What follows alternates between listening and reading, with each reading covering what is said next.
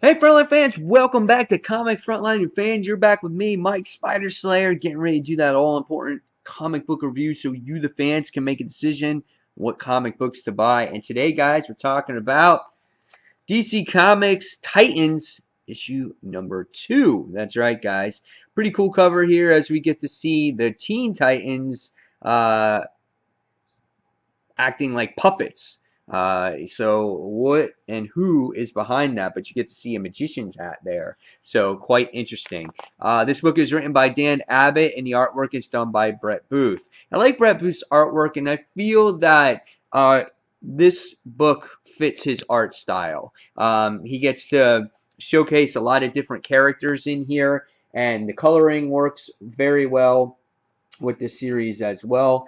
And I thought the paneling was really nice too in the book, and it's just a pleasure to see all these characters. We even get to see Teen Titans in here, before they're the Titans, and you get to see them as Wonder Girl in the original Wally West, the original costumes, and it was good to see that in this issue. Here we get to see a villain. His name is the Great Kadabra.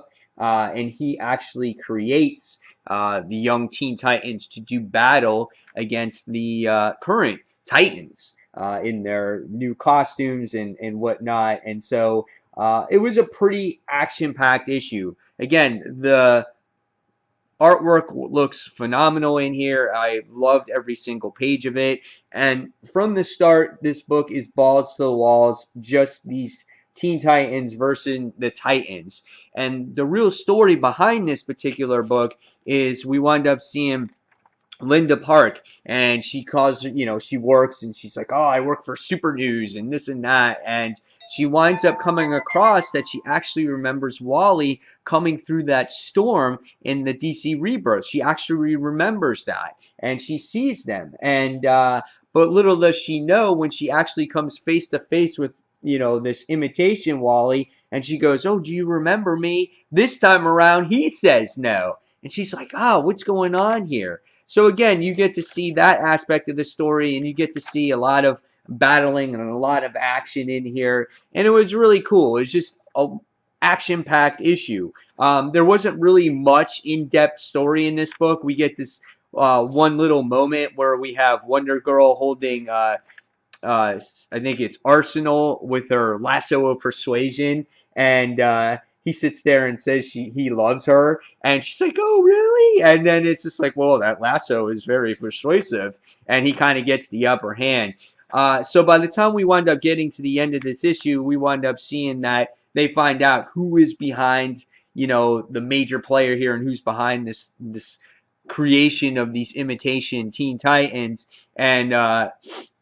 And so what happens, it's Kadabra, and it just leaves off with this cliffhanger, basically. So what did I think about this issue? I thought it was okay. It was nothing groundbreaking. It wasn't nothing monumental. It had great action scenes. It had good artwork. Just the story didn't seem really in-depth, at least not yet. I feel like it's a slow progression story. Where are they going with this? We got to see Kadabra talking about how time and how every second was precious. So I'm sure that has to do with the story in the longer run. So far, out of the two books that Dan Abnett is writing, he's writing this one in Aquaman. I can honestly say that I'm enjoying Aquaman a little bit more, but that story is a little bit more involved and has more issues in it at this point. So in no way, shape, or form I'm going to drop Teen Titan or Titans at this time. But hopefully I'll get a little bit more meat to the story. But again, it's a great book to look at. So in the end, I'm going to give this one a 3.75, just a lot of battling going on. And guys, in the comments below, tell me what you thought of Titans issue number 2. And fans, as always, don't forget to check out all the other comic books, Comic Frontliners reviewers here. And until that next comic book review, this is Mike SPIDER-SLAYER signing off. Take care, guys. See you soon. Bye.